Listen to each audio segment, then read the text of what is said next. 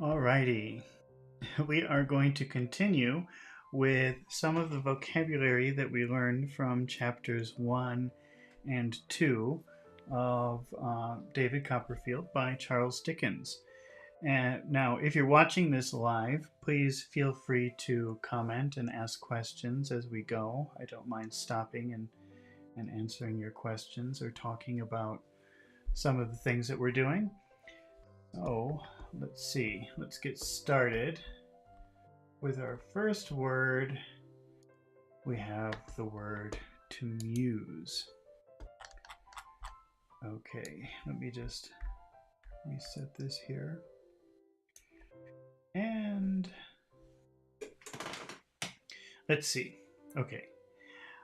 This is from chapter 1 of David Copperfield.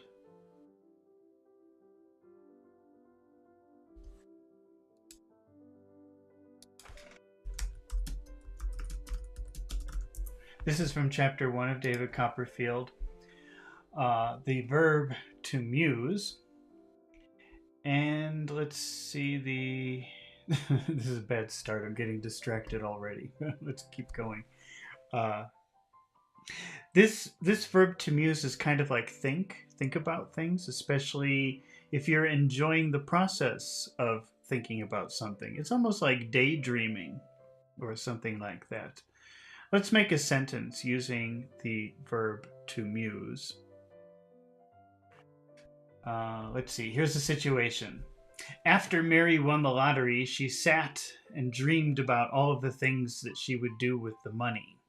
Okay.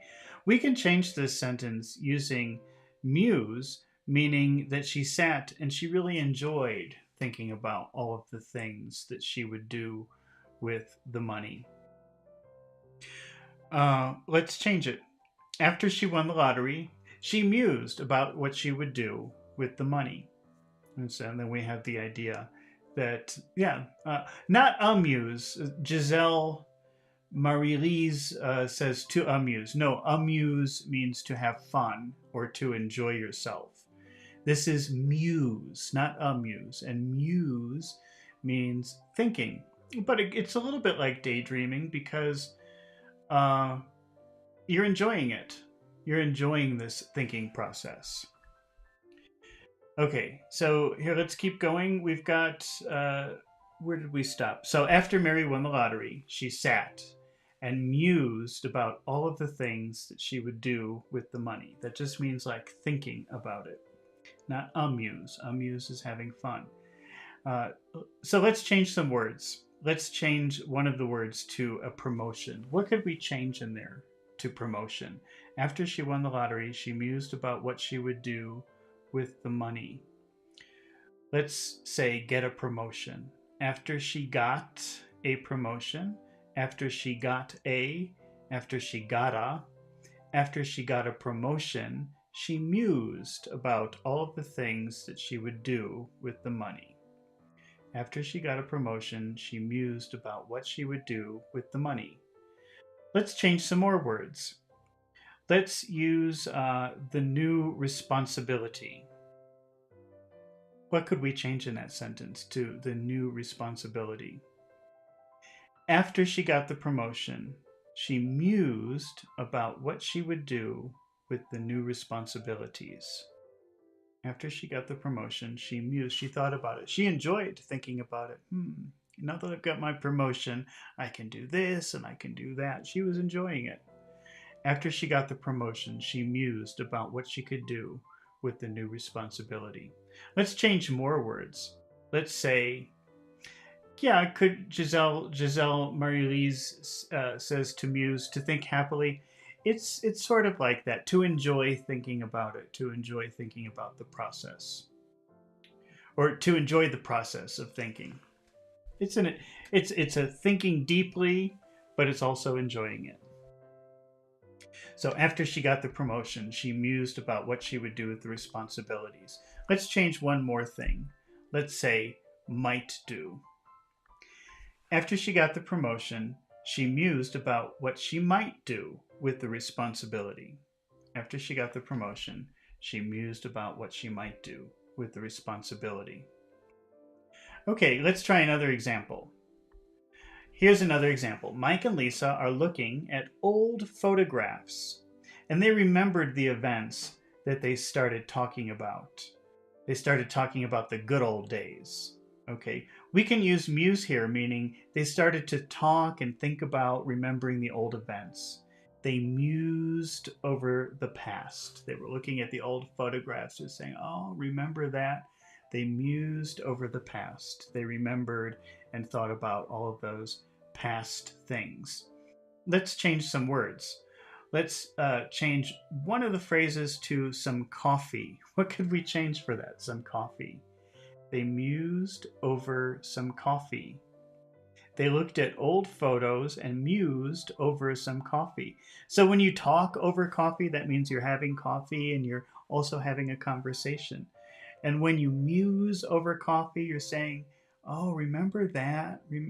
Let's think about this. Let's think about that." In this case, it's old photographs.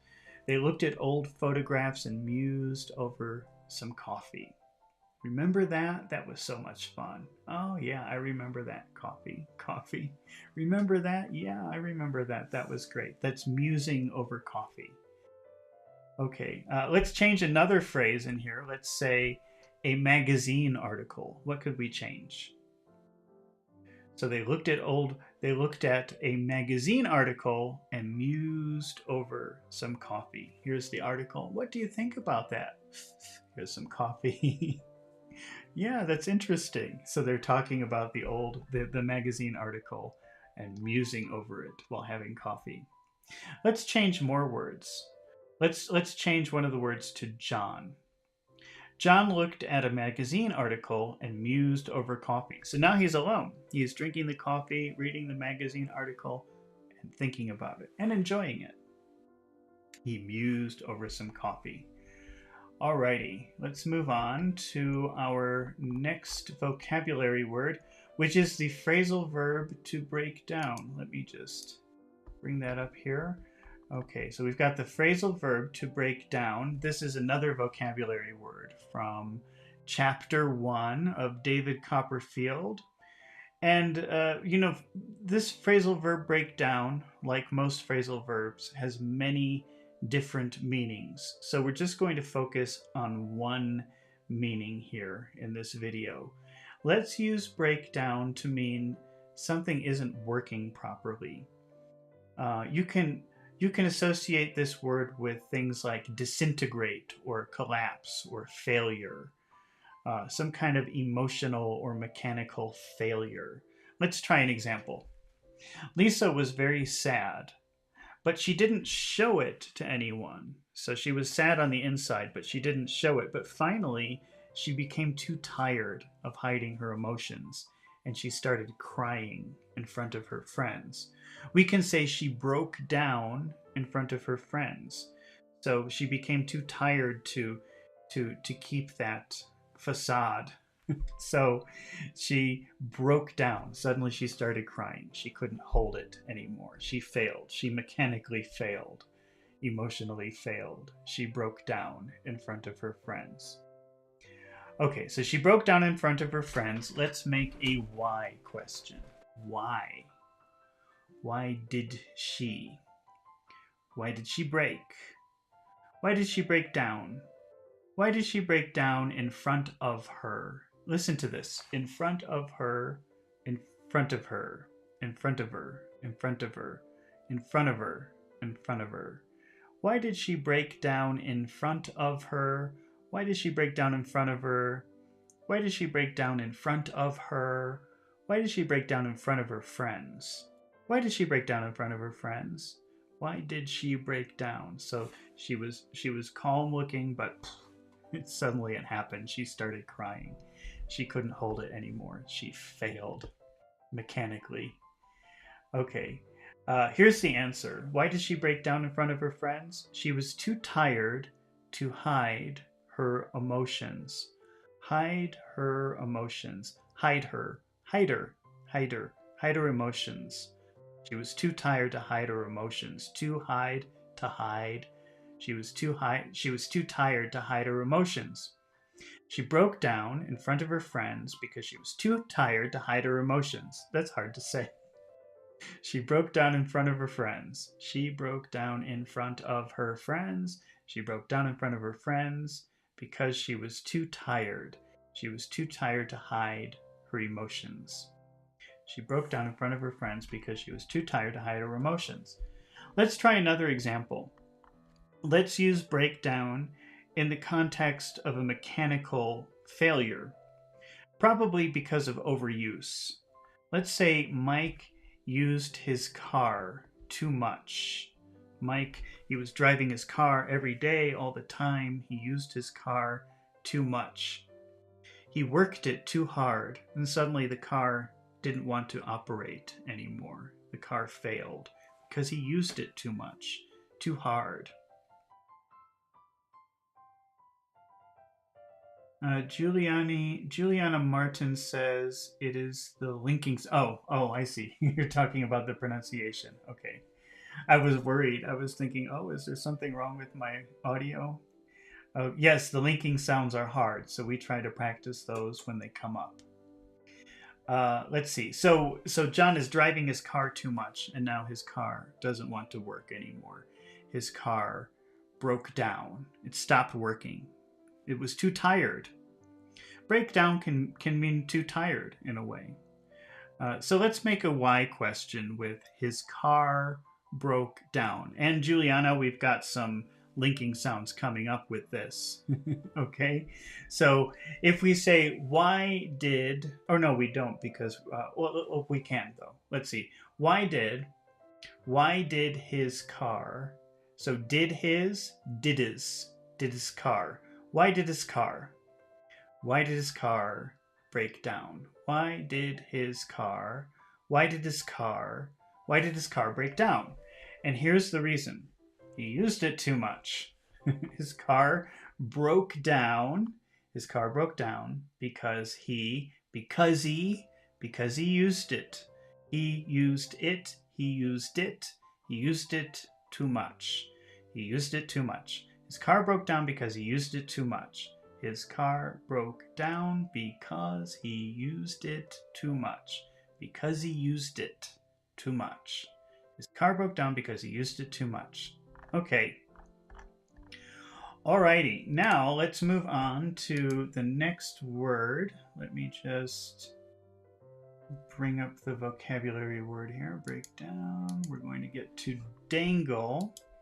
All right, now here's another vocabulary word that we learned from chapter 2 of David Copperfield by Charles Dickens. It is an intermediate level vocabulary word, and that is the verb to dangle. Now, the best way to show you dangle, I think, I could try to describe it, but it would be very difficult. So I'm just going to show you some pictures or some images here. So this is dangling. You see these pink objects here? They are dangling. This is dangling. It's this kind of action, this kind of loose movement. Let's play that again. That's dangling. Let's see. Hopefully you get an idea of how to use dangle. And let's take a look. Do I have that? Okay. So here, let's try to use it in a sentence. Now let's say Lucy was horrified. That means scared. Lucy was horrified. Oh my God, what is that? Juliana, I am reading the book in other videos. So I have already read in a video live chapter 1 and chapter 2. And I don't just read it because the language is very complicated. I read it and then I explain the sentences and I try to put it in very simple terms so that it's easy for you to understand. So if you want, I would be very happy if you would find that video, chapter 1 of David Copperfield, or chapter 2 on my channel, and you could watch it. And so I don't just read it. I read the sentences sometimes 2 or 3 times, and I try to explain the complicated vocabulary. But now I'm just looking at the vocabulary in more detail. So please watch that video. I think we're on chapter 5 or 6 now. So I will probably be reading chapter 6 or 7 tomorrow, I think. Same thing. You know, I read a few sentences, then try to explain it in a very... windshield... Why would you say... Because Giselle Marie-Lise says the windshield dangles, but let me play dangle again for you. You see this movement? Why would the windshield dangle? Under what situation would you say that the windshield was dangling? You see that movement? That's dangling. It's possible, but it would be a little bit unusual. Just 1 second here.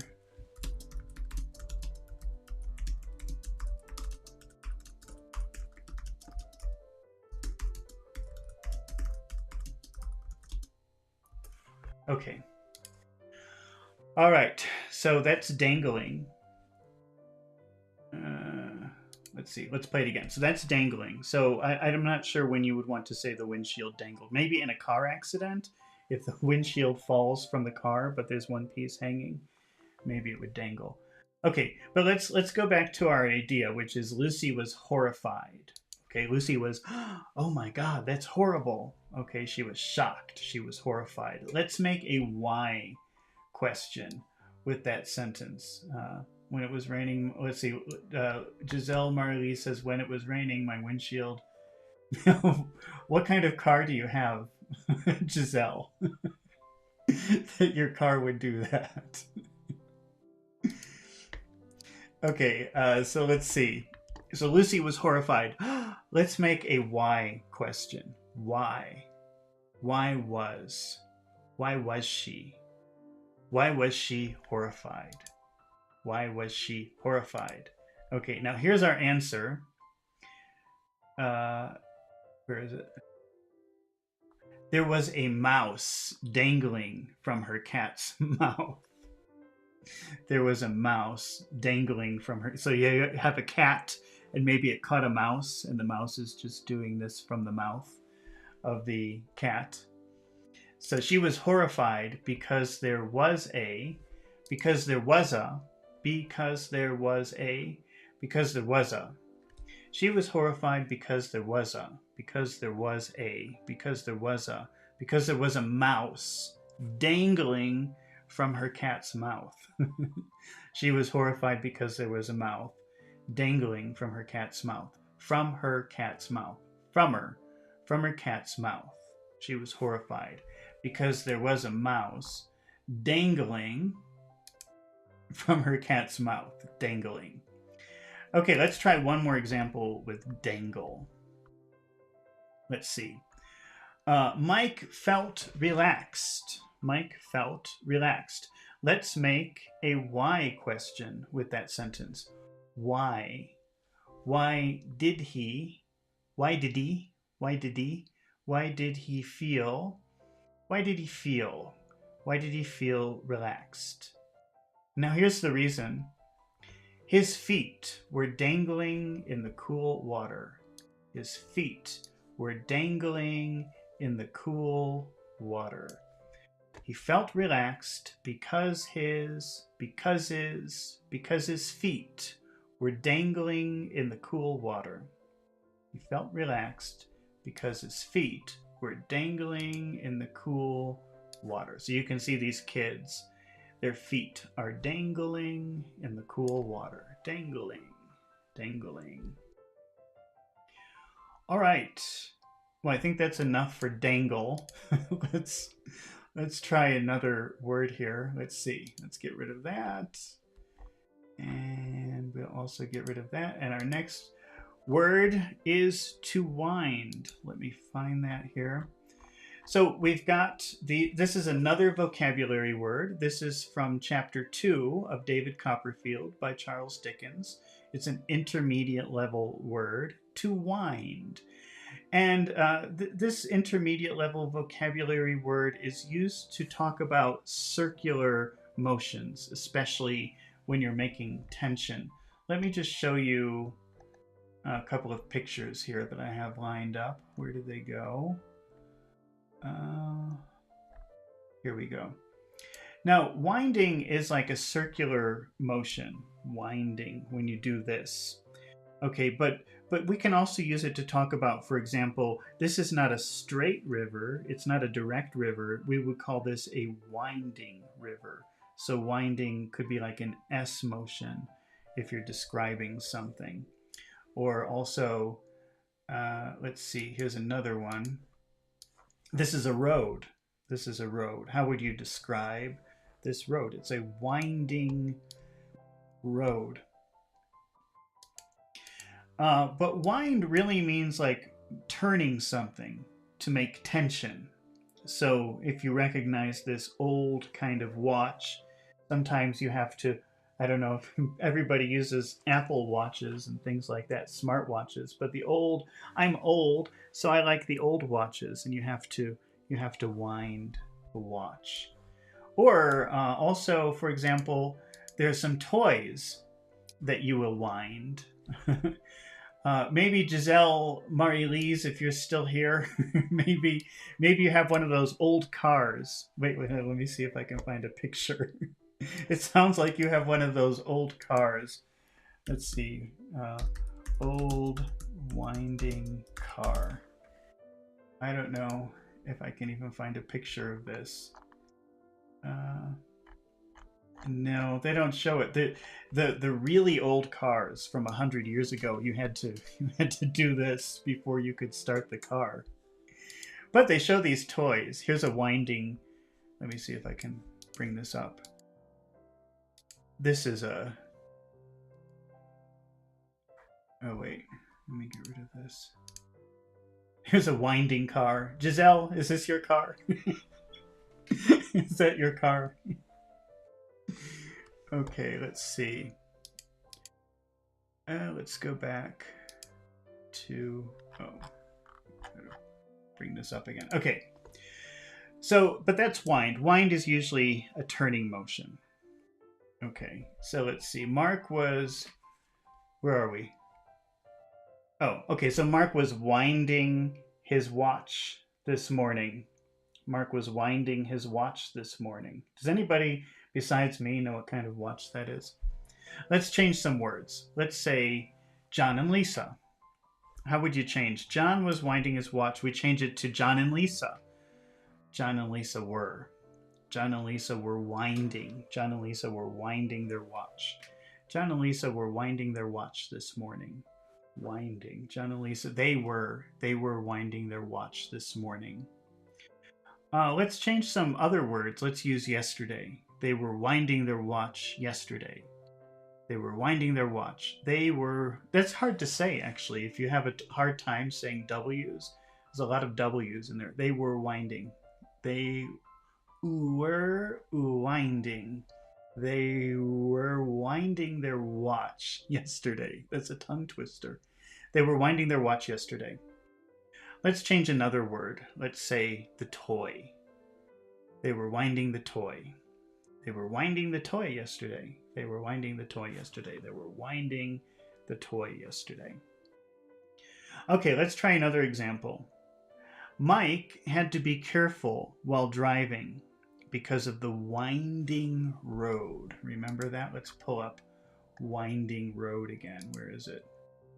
See? The winding road. He had to be careful because of the winding road.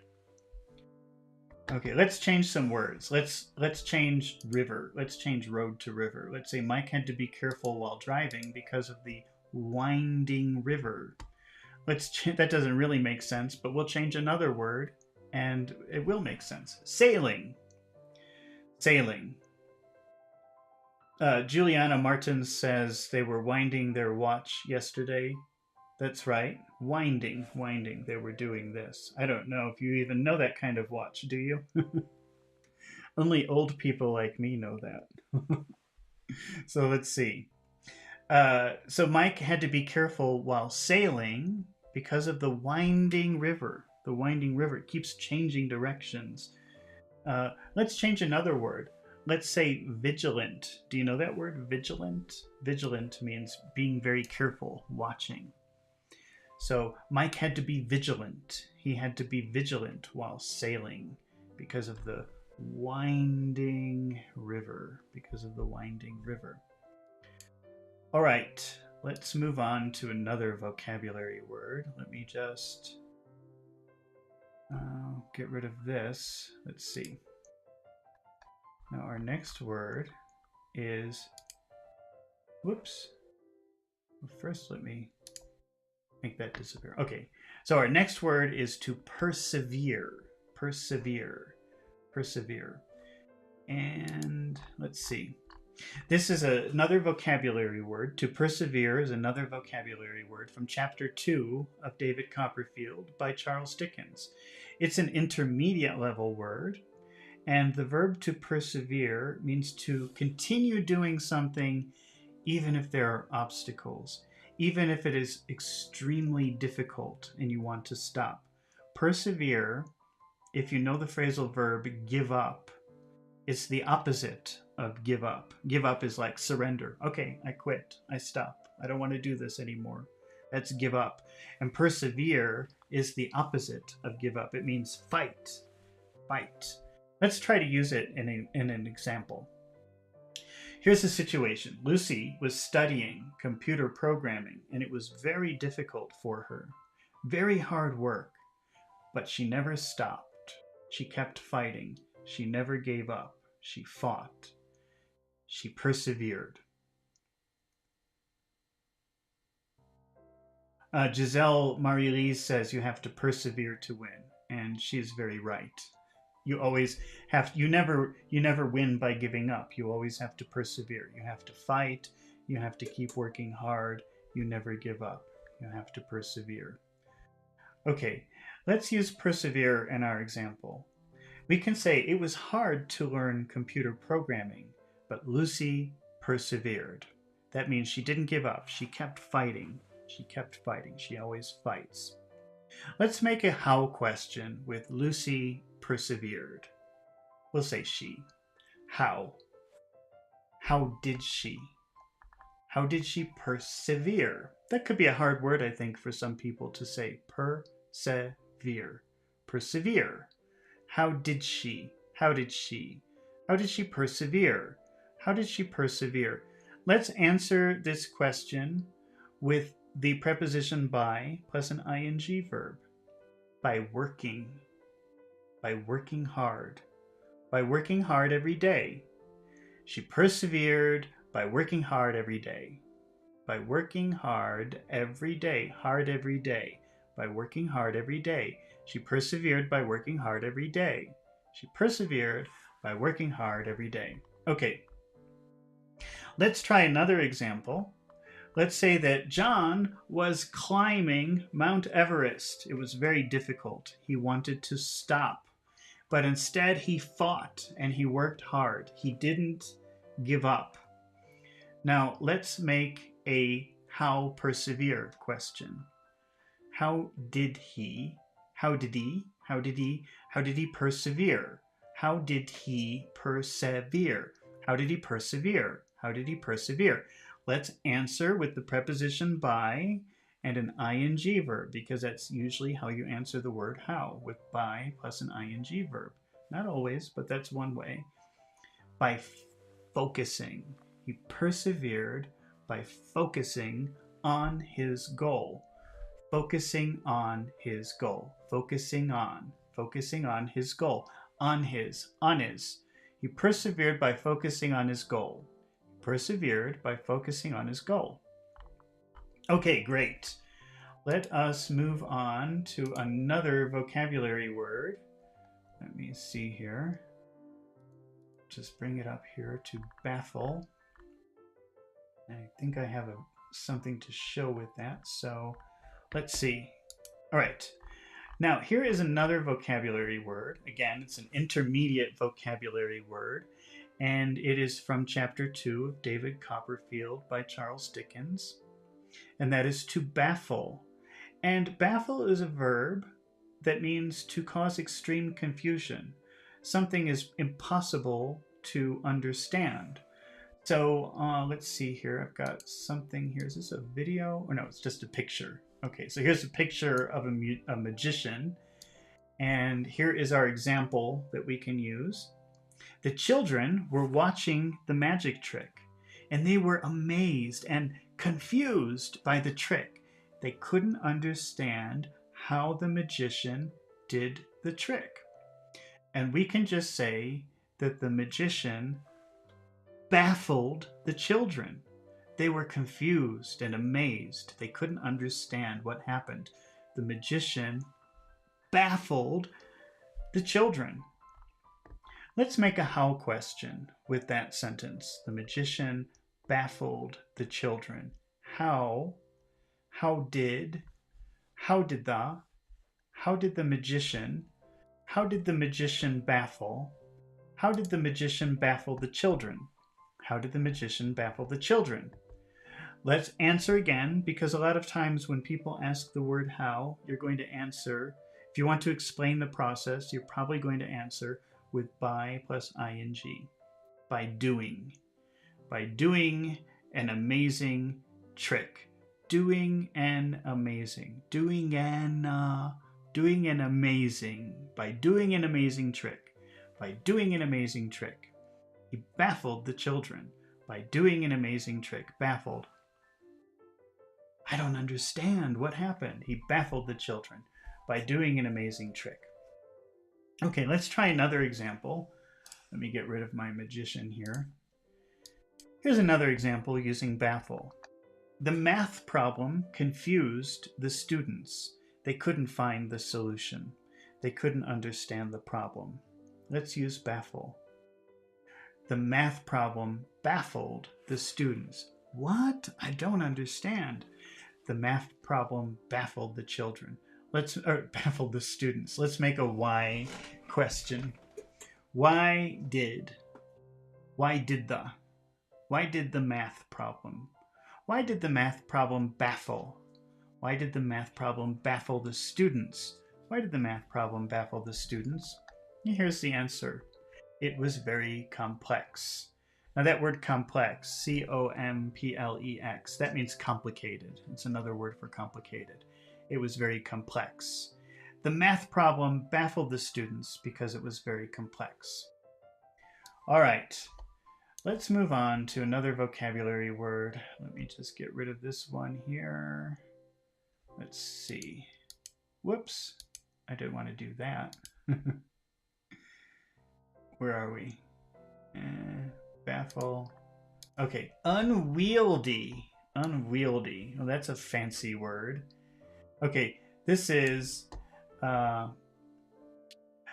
Juliana Martins asks, can baffle mean scared? No, baffle does not mean scared. The idea with baffle is confused, like, oh, I don't understand. What happened? So with the magic trick, if a magician does a magic trick and people say, what happened? How did he do that? They're confused. They don't understand. And they say, what happened? Same thing with the math problem. I understand why you would think math would be scary. I hate math. I'm scared of math. But it's not about being scared. It's about, I don't understand. What is this? This is crazy. So it's about being, about not understanding. Okay, now let's move on to our fancy word, unwieldy. Unwieldy. To wield something means like to hold it, to hold something big or heavy or powerful. That's wielding something. But if something is, and this is a vocabulary word from chapter 1 of David Copperfield by Charles Dickens. And well, according to ChatGPT, it's an intermediate level vocabulary word, but I think it's a pretty fancy word. I think that's pretty advanced, unwieldy. But like I said, wield means holding something or managing something powerful or manipulating something powerful. And if something is unwieldy, it means it's too big, it's too powerful, it's too difficult to use. You can't manage it, you can't manipulate it, you can't use it. This is a real example that happened to me many years ago, over 20 years ago. A friend of mine asked me to help her move. And of course I said yes. But what I didn't know is that she rented an enormous truck, a really big truck, and I'm a very small person. And she expected me to drive this enormous truck all the way across the United States, from Chicago to Portland. That took us like a week to drive that far. And I did it, but it was very difficult. I did not like driving that truck. I don't know how to drive a big truck. So what I could say is that I found the truck unwieldy. That means it was too big, too complicated to use. It was too big for me. It was not easy for me to manipulate or use it. I found the truck unwieldy. Let's make a why question with that sentence. Why? Why did I find the truck unwieldy, very difficult to use, too big, too complicated to use? I found, and the reason is, it was very large. I found the truck unwieldy because it was very large. I found the truck unwieldy because it was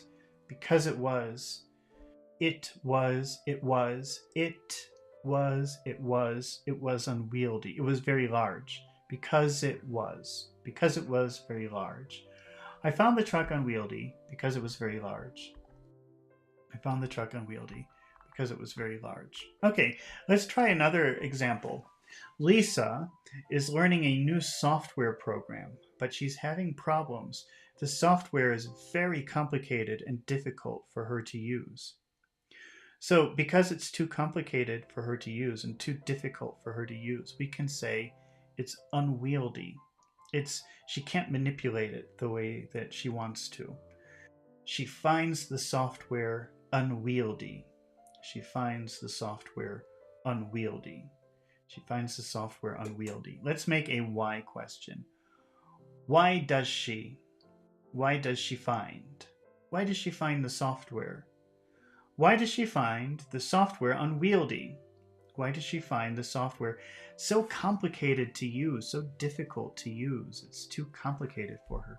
Why does she find the software unwieldy? And that's my answer here, because it's very complicated to use. She found the software unwieldy. Let me start over. She found the software unwieldy because it's too complicated to use. Alrighty, let us move on to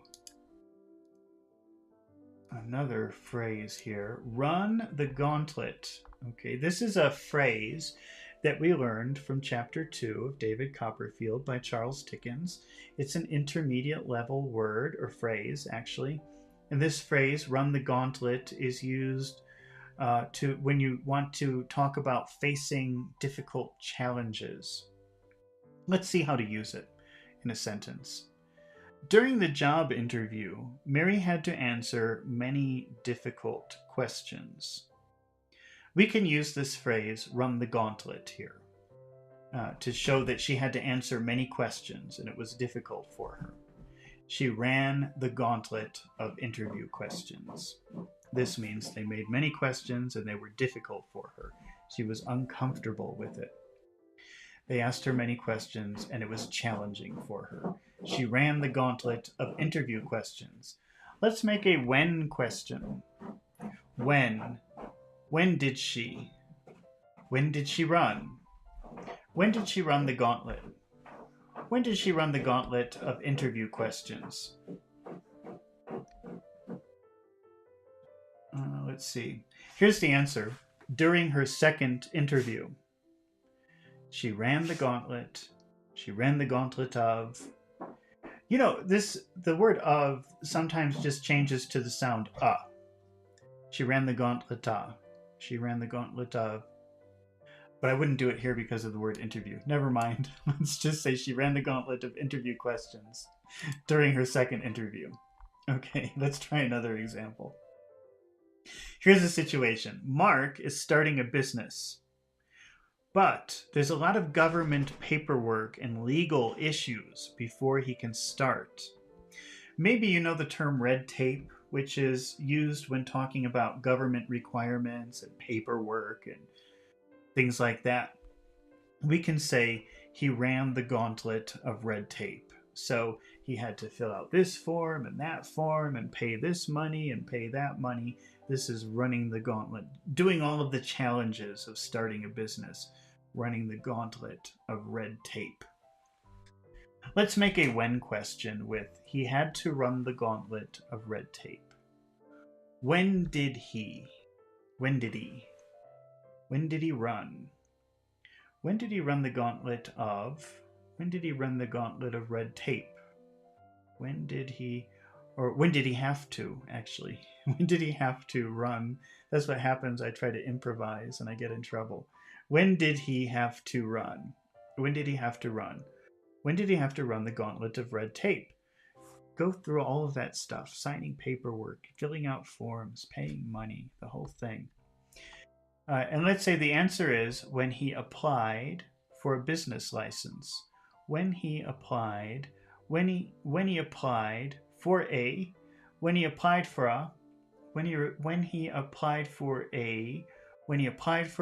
license. He had to run the gauntlet of red tape when he applied for a business license. He had to run the gauntlet of red tape when he applied for a business license. All right, let's move on to our next phrasal verb, which is stoop down. This is a vocabulary word from chapter 1 of David Copperfield by Charles Dickens. It's an intermediate level vocabulary phrasal verb, and to stoop down means to lower your body. It's easier for me to show you a picture than to try to explain this with words. So let me just see, this is stooping down. It means lowering your body down to the ground. Especially the focus is on the top half, lowering the top half down to the bottom. And just for reference, you see this little girl here. She is sitting on a stoop. I think that word stoop is related to the word step, like stairs or steps. It seems like they're related words. But I would call this a stoop. So in the city, when you have like one step or a couple of steps, you usually will call that a stoop. And stooping down means going down to that level with your body. That's stooping down. So let's try, well, actually, if I'm going to leave a picture up, I think it should be this one, because that really is stooping down. So let's try to use it in a sentence and see how it's used. Mary saw $1 in the street, so she lowered her body to pick it up. Instead of saying she lowered her body, we can say she stooped down to pick up the $1. She stooped down to pick it up. Pick it up. Pick it up. Pick it up. She stooped down to pick it up. She stooped down to pick it up. Let's make a when question with that sentence. When? When did she? When did she stoop down? When did she stoop down? When did she stoop down to? When did she stoop down to pick it up? Pick it up. To pick it up. To pick it up. When did she stoop down to pick it up? When did she stoop down to pick it up? Giselle Marie-Lise is asking, what's the difference between stoop down and duck down? Duck is a verb that you use when you want to avoid something. So if something is coming, what happened to my camera? Wait a minute, now I have to fix my camera. If I move too quickly, my camera doesn't like it. Now I have to fix it. Technical difficulties, just bear with me for one moment. Well, I refocus my camera, hopefully.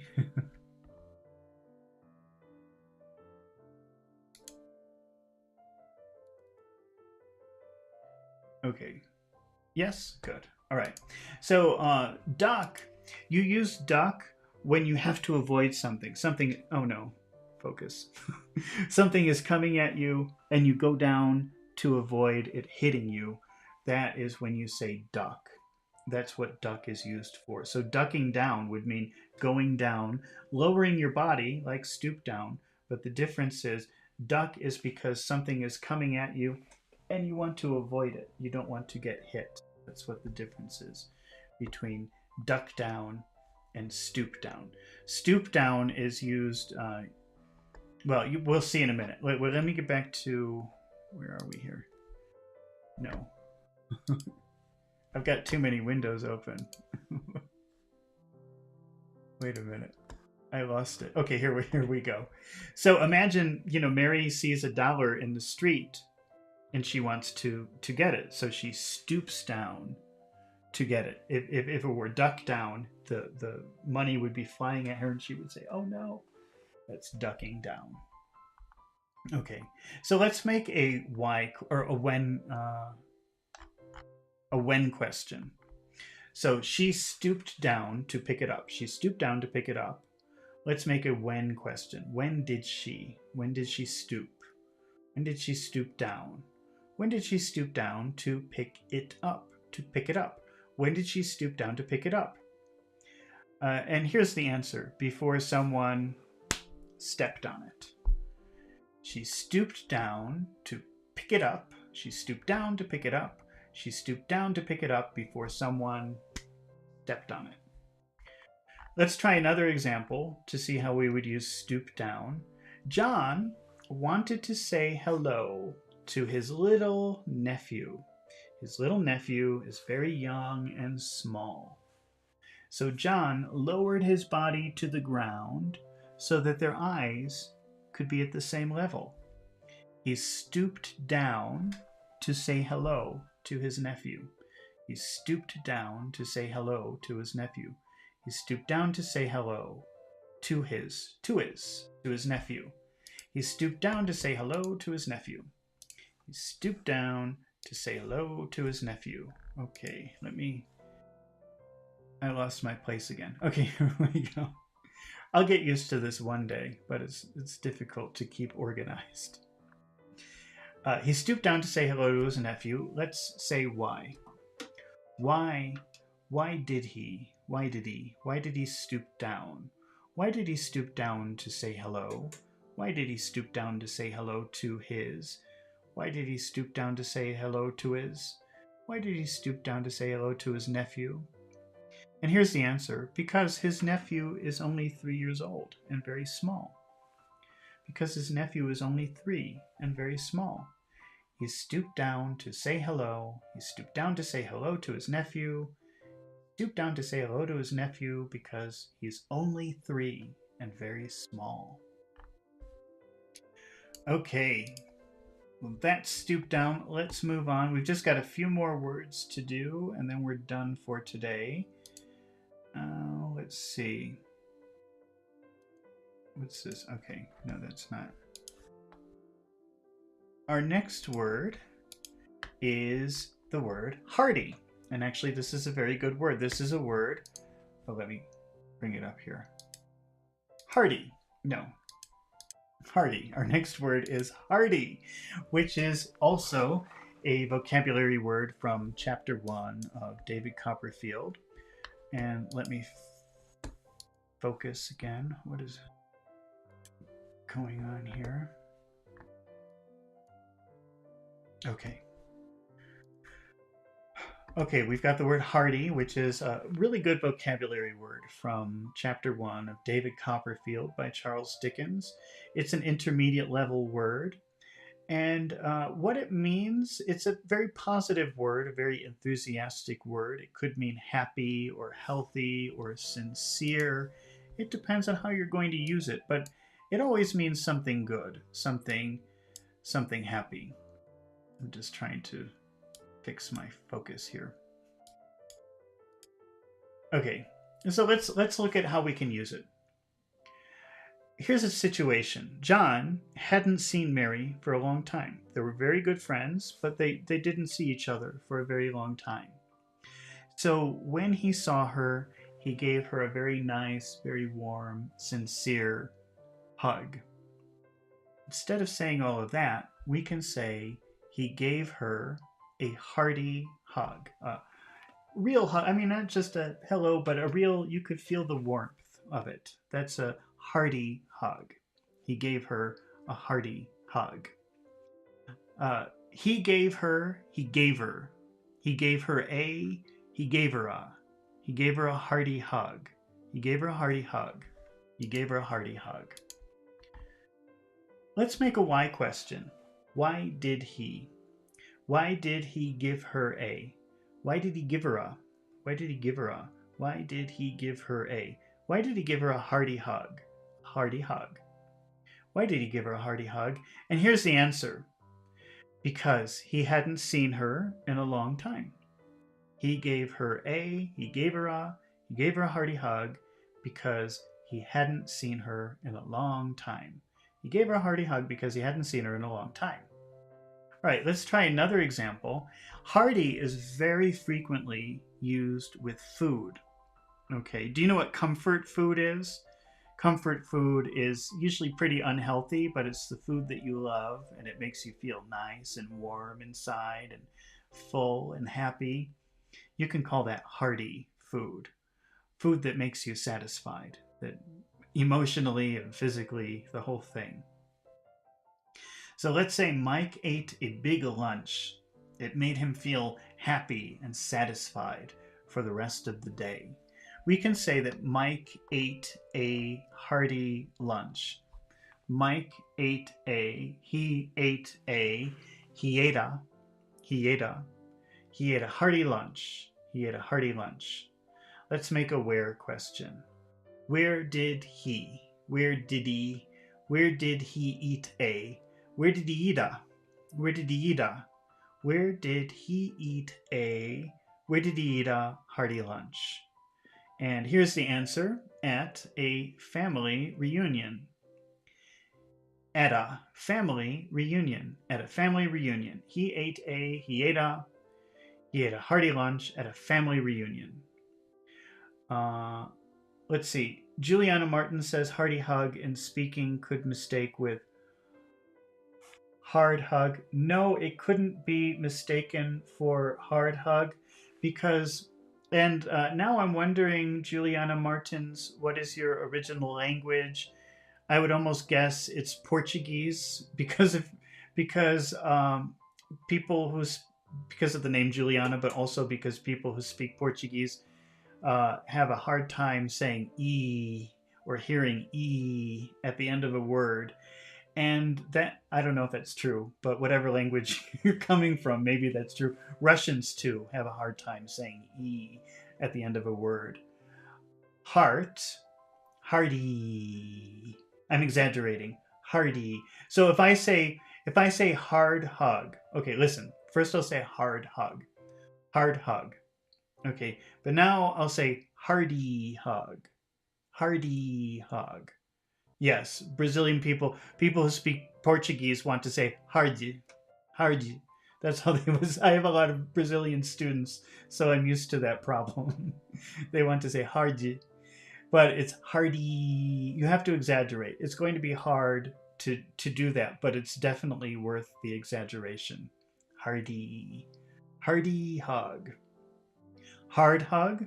Hardy hug. I'm exaggerating, but that's how it sounds. Maybe it would be helpful to start by saying e-hug, e-hug, e-hug, and then say hard. Hardy hug, hardy hug, hardy hug, and hard hug, hard hug. I don't know if you can hear the difference. Do you find that helpful? Okay, we've got to move on now to our next word, which is, where is it? Hoist. Hoist. This is another vocabulary word from chapter 1. Actually, I think it's from chapter 2 of David Copperfield by Charles Dickens. It's an intermediate level vocabulary word. And this means to raise something, to lift something that's very heavy, usually with a machine or something mechanical. It's a very specific word. And I have here, let me see. I know I have something here with hoisting. Okay, so this is an example of hoisting something. You lift something heavy, usually with some kind of machine. That is hoisting. Although I just remembered now, sometimes if your pants are falling, you can hoist up your pants. You might use it that way. Okay, but here let's try to use it in a sentence to see how we should say it. So this is a container. You can see the container in the video, and let's see. The sailors lifted the container from the boat. The sailors lifted the container from the boat. Probably you would use the word hoist here, and you would say what? How would you change that using hoist? The sailors hoisted the container from the boat. Okay, well, let's change a word here. Let's change, well, let's say, what am I'm lost here. Oh, okay. So let's change a word. Let's say the sail. The sail. If you don't know what a sail is, this is a sail. This white material here is a sail. And we can say the sailors hoisted the sail from the boat. That means they made it go up. Something heavy, something big. Lifting something heavy, something big. Probably with machinery. The sailors hoisted the sail from the boat. Let's make a yes/no question with that sentence. The sailors hoisted the sail from the boat. Did the sailors hoist? Did the sailors hoist? Did the sailors hoist the sail from the boat? Let's answer sail from boat. This is going to be hard. Sail from boat, no. But net of fish from ocean, yes. Hoisting a net of fish from the ocean. No, the sailors didn't. No, the sailors didn't hoist the sail from the boat. No, the sailors didn't hoist the sail from the boat. But they hoisted a net of fish from the ocean.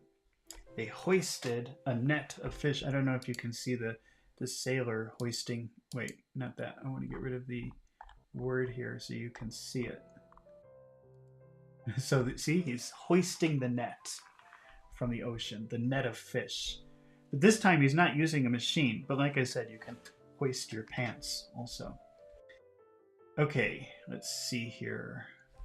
Where are we going with this? Okay, well, that's enough of hoist because, it's a pretty specific word. We don't need to spend too much time on that. Well, let me get rid of this guy here. Where is he? Okay. What's next? What is this? Okay. That was a little preview. Okay, now here's the next word, next vocabulary word, and this is from chapter 1 of David Copperfield by Charles Dickens. And that, no, not hoist. Wait a minute. Let me start over. I've got too many windows open. Okay, let's try this again.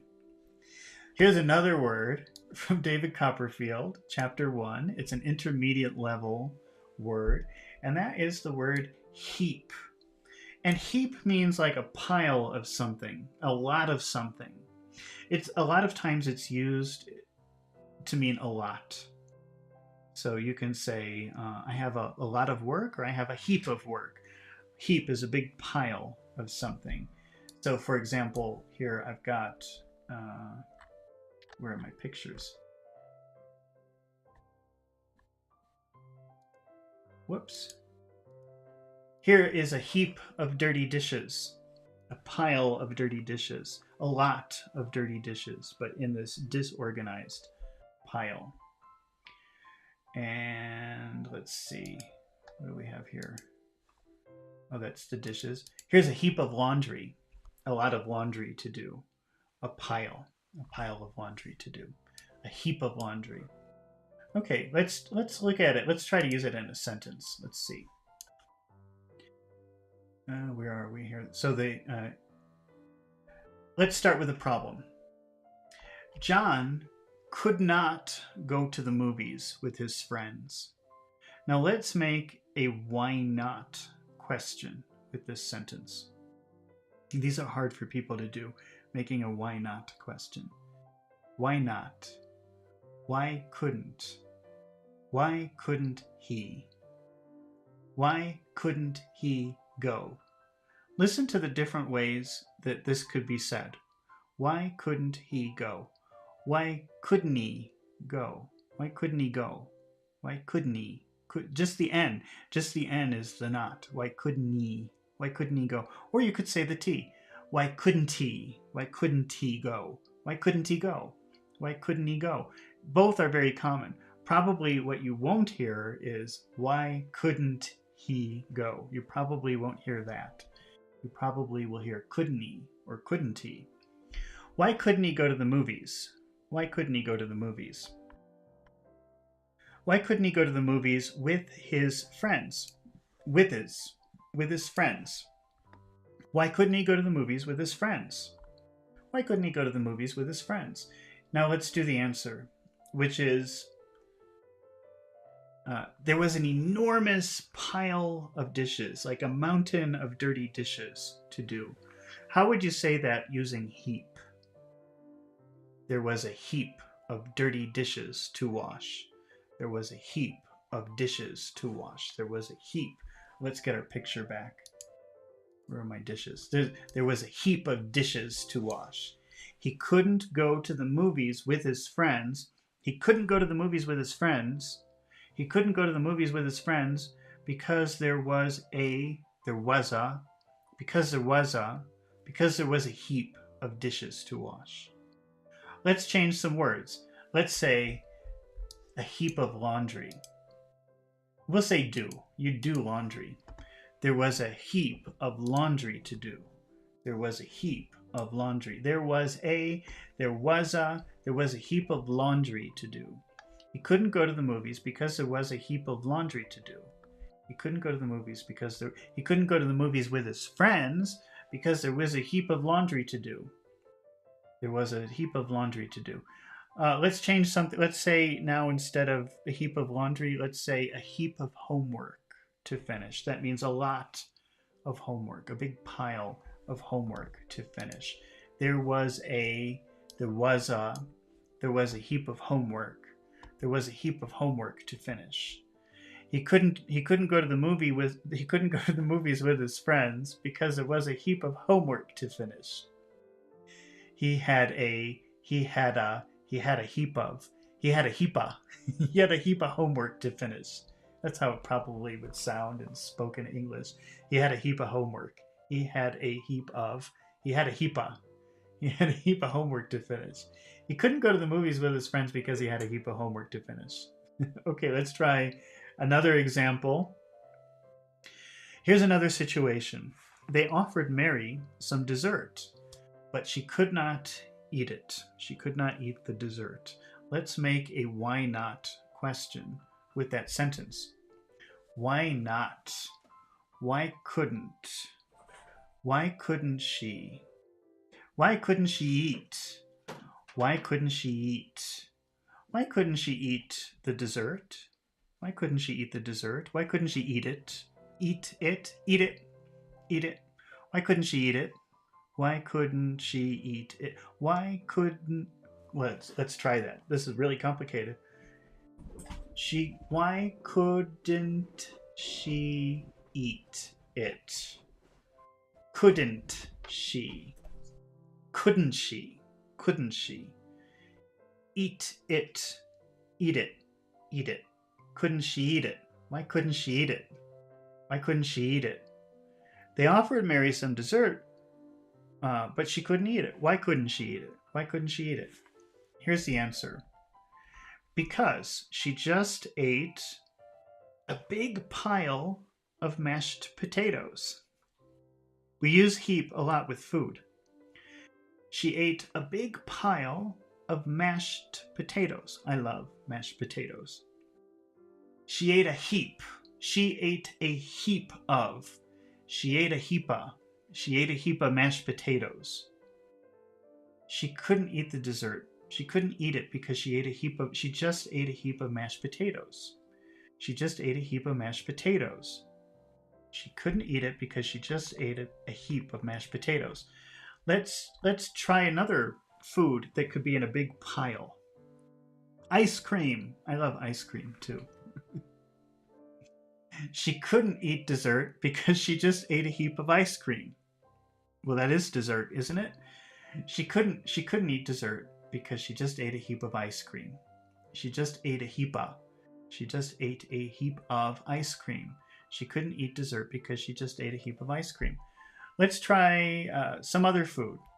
A heap of berries, strawberries, blueberries, raspberries. She ate a heap of berries. Oh no, I got disconnected for a minute. Okay, well, let's see. Hopefully, I hope everyone can still hear me. It looks like everyone's still here, but I don't know. Maybe this is just my computer going crazy. So we'll keep going here. We've only got 2 more left, so we're almost finished. But let me change this.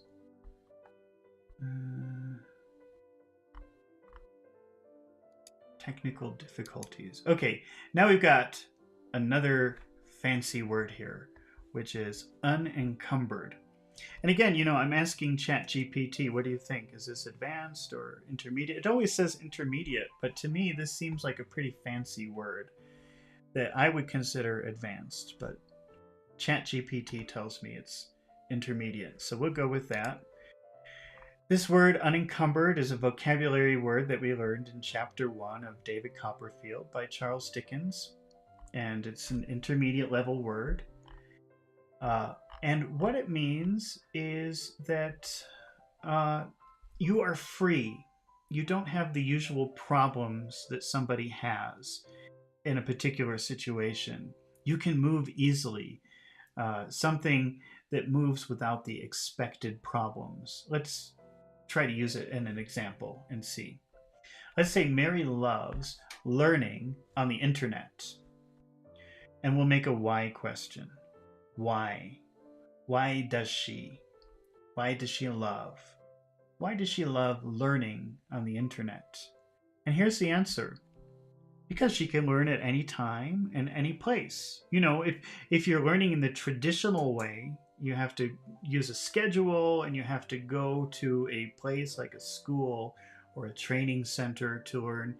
These are encumbrances. These are things that stop you from learning. But she is unencumbered by these things. She's unencumbered by these scheduling issues. They don't stop her when she's on the internet. They only stop her in the physical world, in the physical life. Does that make sense? I hope that makes sense. It's kind of a complicated word. Normally, when you want to learn something, you have to sign up, go to the place, you have to rearrange your schedule. Not if you're doing it on the internet. You're unencumbered by scheduling issues. She loves learning on the internet because she is unencumbered by scheduling issues. The typical problems don't give her a problem here. They don't stop her. Let's try another example. Here's the situation. John is very happy. And let's make a why question. Why is John? Why is he? Why is he? Or you can even make a contraction here. Why is he? Why is he? Why is he? Why is he? Why is he? Why is he very happy? Why is he very happy? Why is he very happy? Why is he very happy? And here's the answer. He paid all of his debt. He paid his credit card. He paid his house. He paid his car. No more debt. No more problems. No more bills. He is happy because he paid all of his bills, all of his debt. He is unencumbered. It gives the idea of he's free. He doesn't have these problems anymore, the problems of debt. He can move and do what he wants. He's unencumbered by debt. He's happy because he's unencumbered by debt. He's free to move. He's free from debt. All right, we have one more vocabulary word, and then we are finished for today. Let's see. Our next vocabulary word is the word bewitched. And I think that probably most of you probably know the word witch. And this adjective, again, this is a vocabulary word that is from chapter 1 of David Copperfield by Charles Dickens. According to ChatGPT, it's an intermediate level word. I don't know. I don't think it's intermediate. I think it's more advanced. It's not your typical word, but you could use it. And it means to be under the influence of a witch, like to be under the influence of magic. And it can be used, I think it's mostly used in a positive way and not a negative way. Let's take a look. Let's use an example. So, John was telling the children a story, and the children were paying very close attention because the story was very interesting. It was almost like they were under the influence of magic. We can say they were bewitched by the story. They're just sitting and listening. It's like magic. Influence of magic. What else could have a magical influence? Maybe music. You know, you listen to music and it takes you into a different world. It's like you're under the influence of some kind of magical spell. They were influenced by the music. They were bewitched by the music. They were bewitched by the music.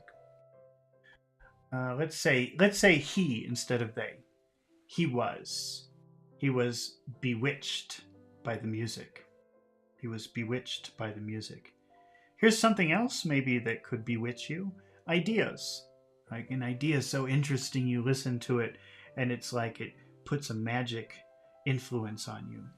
He was bewitched by the ideas. He was bewitched by the ideas. Let's make a why question with he was bewitched by the ideas. Why was he? Why was he? Why was he bewitched? Why was he bewitched by? Why was he bewitched by the ideas? By the ideas. Why was he bewitched by the ideas? And here's the reason. They were shocking and interesting. He was bewitched by the ideas because they were. He was bewitched by the ideas because they were shocking and interesting. All right. Well, that is enough for today. I'm glad that you stuck with me till the end, even with our technical difficulties. And I'm happy to see some people here watching it today. Juliana, if you're still here, I think tomorrow I was going to do it tonight, but I think it's too late. Tomorrow I plan on reading, I think it's chapter 5 or chapter 6 again, because I need to get more vocabulary words. So you might want to watch for that tomorrow if you're around. And thank you everybody for watching. And I can't wait to see you again soon. Hopefully I'll have another one, maybe tomorrow. Who knows? All right. And by the way, I'm going to cut these up. So I'm going to post these as just separate exercises, each vocabulary word. So if you want to practice them later, you will be able to watch the individual video instead of watching the entire 2 hours that we've done tonight. All right. Thank you, everybody, for watching, and I will see you again soon, maybe tomorrow. Goodbye. Have a good night.